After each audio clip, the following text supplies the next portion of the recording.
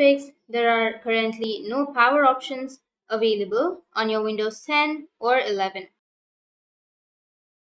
So if you want to fix this problem, then the first method is run the power troubleshooter. So press the Windows plus icon or just open up your settings. Once you open up your settings, you need to go with the system option. Under system here on the right side, you need to go with the option of troubleshoot. Under troubleshoot, go for other troubleshooters and then go with the power option.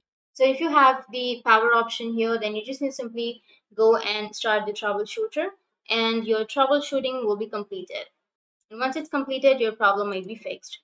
And the second method is to click on the Windows icon or the search icon, which is here. And you need to go with the command prompt. Right click on it, run as administrator, click on yes, and here you need to enter some command.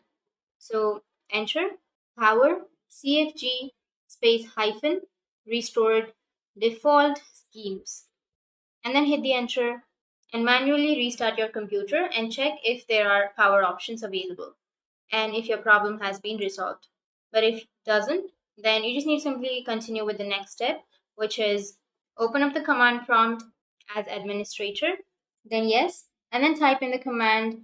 So you need to enter this command, which is secedit slash configure slash cfg percentage windir percentage and then backslash inf again backslash deflt base dot inf slash db space deflt base dot sdb slash verbose and then hit the enter. And once you've done that, now you need to restart and your problem might be fixed. But if that doesn't fix, then you just need to simply go with the search again and then search for group policy and open up your group policy. Under that, you need to go with the administrative templates.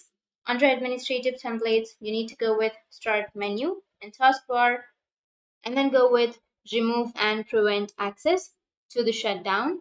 And it will take you to the next window where you need to simply choose disabled and then go with apply and then OK. And once you've done that, now the next thing is you need to open up your run. Right click on your Windows, go with the run and then enter regedit, hit the enter and then go with yes. Here you need to go with the H key current user and then go with software. Under software, you need to search for the Microsoft option. Under Microsoft, go with Windows. Under Windows, you need to go with the current version. Under current version, go with the policies.